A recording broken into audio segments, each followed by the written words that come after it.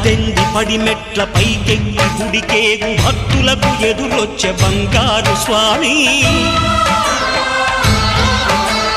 ఇరుముడులు స్పృశించి శుభమనుచు దీవించి జన బృందముల చేరే జగమేలు స్వామి తన భక్తులనరిల్చు తప్పులకు తడబడి ఒక పక్క ఒరిగెన ఓంకారమూర్తి